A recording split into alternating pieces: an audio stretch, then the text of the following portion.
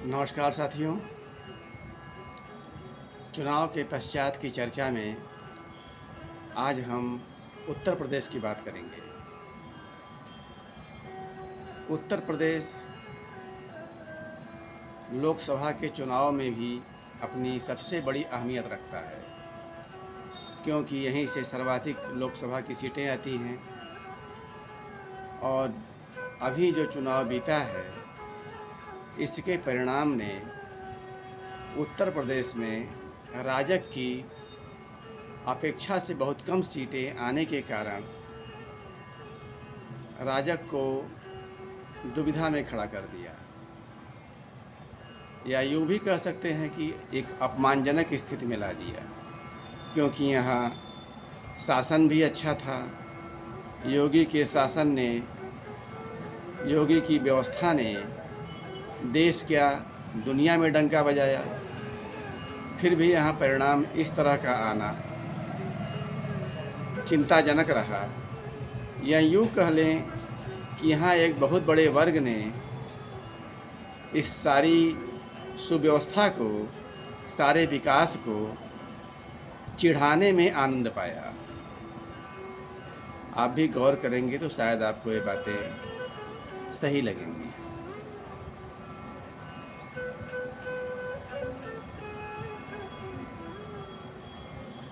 अब इसमें समस्याएं कहाँ से आ रही हैं? इसमें जनता का लोचा है।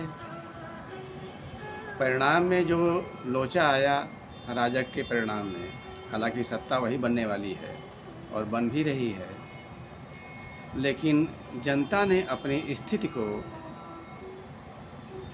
पता नहीं किस अहंकार के चलते, कितने काल्पनिक क्षुद्र स्वार्थों के चलते अपनी स्थिति को तो हास्यास्पद बनाया ही, अविश्वसनीय बनाया ही, देश और प्रदेश को भी कई तरह के प्रश्नों के मुहाने पर खड़ा कर दिया। कई तरह की अलग चिंताएं खड़ी कर दी, या अलग तरह का चिंतन खड़ा कर दिया।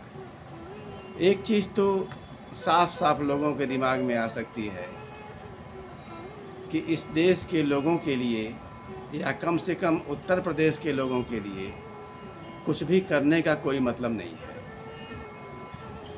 आप कितना हो अच्छा काम करें, वो कहीं न कहीं से किसी न किसी स्वार्थ पर अटक सकते हैं, किसी अहंकार पर अटक सकते हैं। उनके लिए एक तनावपूर्ण माहौल, समय समय से झुनझुने और थोड़ी अराजकता की स्थिति ज़्यादा मुफीद है। यहाँ जो जितना बढ़िया बाजीगर होगा वह उतना बेहतर काम कर लेगा।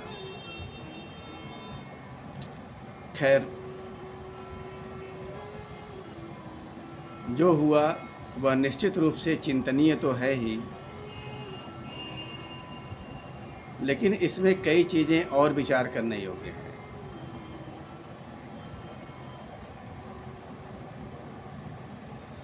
इसमें उत्तर प्रदेश के चरित्र के बारे में तो कह सकते हैं कि यहाँ एक चारित्रिक दुर्बलता है, चरित्र में दृढ़ता का अभाव है, राष्ट्र के प्रति कोई सोच नहीं है। लेकिन इसमें अगर बहुत गंभीरता से विचार करेंगे तो बात बहुत गहरे जाएगी और बहुत दूर तक जाएगी। देश के प्राचीन इतिहास को देखें तो उत्तर प्रदेश और बिहार ये इस देश के लिए शर्म नहीं बल्कि गर्व के क्षेत्र थे। तो फिर आज कैसे ये ऐसी दुर्गतियों में, ऐसे क्षुद्र चिंतनों में फंस गए हैं? यह चीज़ें अपने आप नहीं हुई, इसको सुनियोजित तरीके से रोपा गया है, पुष्पित पल्लवित किया गया है। और क्यों किया गया है? इसका कारण ये है कि इन प्रदेश के लोगों ने विदेशी सत्ताओं के खिलाफ सर्वाधिक संघर्ष किया है। और सर्वाधिक यातनाएं भी झेली हैं। इस नाते एक पूरी दूरभिसंधि के तहत, एक सुविचारित योजना के तहत इन प्रदेशों को सही सोच से, सही विकास से दूर रखा गया।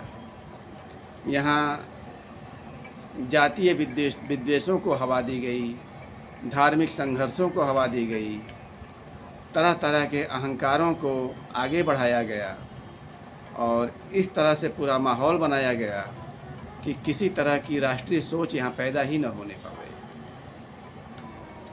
तो कमियां तो हैं यहाँ के लोगों में, लेकिन वो कमियां इस नाते हैं कि वो कमियां सुनियोजित तरीके से आरोपित की गई हैं। लेकिन इस कमियों से उबार कैसे होगा? क्या हमारी वर्तमान सत्ता इसको बढ़ा रही है या इसके निवारण का प्रयास कर रही है? यह चिंतन का विषय है और इसमें निश्चित रूप से जवाब सकारात्मक मिलेगा कि हमारी वर्तमान सत्ता किसी तरह के गलत विद्वेषों को, गलत संघर्षों को बढ़ाने में और उन्हें बढ़ाकर अपना उल्लू सीधा रखने में कोई भरोसा नहीं रखती, या यूँ कहें कि इस तरह की क्षुद्र राजनीति से किनारा रखती है। लेकिन इतने मात्र से रोग तो दूर हो नहीं जाएगा। इस रोग को दूर करने में लंबे प्रयास करने होंगे और हमें धैर्य रखना होगा। अब उत्तर प्रदेश की बात है तो यह बात यहाँ के मुख्यमंत्री योगी आदित्यनाथ जी की भी है। योगी आदित्यनाथ का सख्त रवैया अपराध के प्रति, भ्रष्टाचार के प्रति और विकास की अजरस्त धारा के प्रति इस प्रदेश के कल्याण के लिए तो बहुत उपयुक्त है, किंतु एक लंबे समय से शासन व्यवस्था में जमे लोगों को, तरह तरह के गलत सही व्यवसाय में जमे लोगों को यह रवैया पसंद नहीं आता है। उनके लिए यह संकट की स्थिति है। कुछ लोग मनमाफिक कर नहीं पा रहे हैं, तो कुछ लोग कर लेने के बाद भी अपनी कमाई बचाई का सही उपयोग क्या बल्कि उसका खुलकर उपयोग नहीं कर पा रहे हैं। यानी सब लूट लिए, सब चोरी कर लिए, लेकिन उसको दिखावें कैसे, उसका इस्तेमाल कैसे करें? यहाँ योगी का डंडा बहुत बड़ा खतरा है। तो ऐसे लोगों की असुविधाओं ने, या यूँ कह लें कि शासन प्रशासन व्यवसाय के शीर्ष लोगों की असुविधाओं ने उन्हें इस सरकार के विरुद्ध रखा है और उन्हीं असुविधाओं ने इस देश के अविकसित या अल्प विकसित या कुशिक्षित लोगों में तरह तरह के भ्रम फैलाने का काम उनके द्वारा करवाया है। उन्होंने अपने हित में इस देश के लोगों को, इस प्रदेश के लोगों को तरह तरह से बरगलाया, तरह तरह से भ्रम खड़े किए और इस देश की एक बड़ी जनसंख्या इस झांसे में फंस गई। इसी में राजपूत अहंकार की बात करना अन्यथा नहीं होगा। राजपूतों के अहंकार को कई लोगों ने बड़ा ज़ोर शोर से बढ़ाया, लेकिन उस अहंकार में आत्मघात कितना है, इसको समझने की फुर्सत बहुत सारे राजपूतों में नहीं रही। और ऐसे अहंकारों ने राजपूतों में कई गुणों के बावजूद कितनी ज़्यादा अवनति की स्थिति ला दी, कितना अस्तित्व का संकट ला दिया, यह सोचने की फुर्सत भी बहुत लोगों में नहीं रही।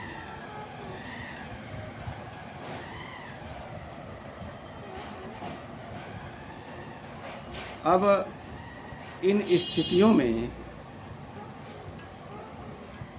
सरकारी अधिकारी कर्मचारी की बात तो है ही, इसके साथ वर्तमान शासन सत्ता से जुड़े राजग के या भाजपा के कई नेता भी अपने अपने स्वार्थों में इस सरकार के अंदरूनी तौर पर विरोधी हो गए। इन्होंने भी किसी न किसी तरह से योगी आदित्यनाथ की शक्ति को कम करने के लिए कई तरह के उल्टे सीधे काम किए, जिसका परिणाम जगह जगह से सामने दिख रहा है या दिखा है। एक मतदाता सूची का काम, जिसमें अपनी जानकारी में तो बहुत नाम कटते हुए दिखाई दिए, बहुत जगह नाम कट गए। पता नहीं ये काम पूरे प्रदेश में हुआ कि वाराणसी और चंदौली क्षेत्र में ही हुआ। कम से कम 2 जगह का तो मैंने प्रत्यक्ष देखा। अगर हुआ तो यह बहुत बड़ा खेल है, जिसका पता नहीं अभी ऊपर तक के लोगों को है या नहीं है। लेकिन अगर 10% नाम कट गए तो वह बहुत बड़े निर्णायक साबित हो सकते हैं, हुए हैं, होते रहेंगे। फिलहाल स्थिति ये है कि सत्ता राजग की ही बन रही है और लगातार तीसरा कार्यकाल किसी भी सत्ता के लिए, किसी भी दल के लिए एक दुर्लभ स्थिति होती है। इस नाते यह बहुत दुख की बात नहीं है। दुख की बात हमारे लक्ष्य हैं, हमारे लक्ष्य जो थे उससे स्थिति कमज़ोर हुई, इस नाते दुख है। लेकिन एक दुख तो बड़ा गजब का है जो सबको मथ रहा है कि अयोध्या में ही भाजपा प्रत्याशी को हरा दिया गया। यह ऐसा दुख है जिससे जन जन दुखी है, देश दुखी है और इसी देश के अराष्ट्रीय लोगों के लिए हंसने का ये मौका है, दुनिया के लिए भी हंसने का यह मौका है जो अयोध्या की जनता ने लोगों को दे दिया है। इस दंश से हम कब निकलेंगे, खुद वहाँ की जनता कब निकलेगी, या हो सकता है इस दंश को भी वह अपनी कामयाबी मान रही हो, तो फिर रोग लाइलाज है। एक चीज़ और यहाँ कहने की बात है कि सरकारें हर जगह बड़े बड़े देशों में, अमेरिका में, इंग्लैंड में, फ्रांस में, जर्मनी में बदलती हैं और कोई बड़ी बात नहीं रहती। लेकिन हमारे देश में ये बड़ी बात है। कारण क्या है कि हर देश में जो भी दल है वो देश विरोधी नहीं है। वहाँ देश में को चलाने और उसके लिए कुछ योजनाओं में ही फ़र्क आता है। लेकिन हमारे यहाँ बहुत विचित्र स्थिति है कि राजग के अलावा बाकी लोग देश विरोधी गतिविधियों की तरफ बढ़ निकले हैं। इन्हीं बातों के साथ आज की बात समाप्त करता हूँ। धन्यवाद, नमस्कार।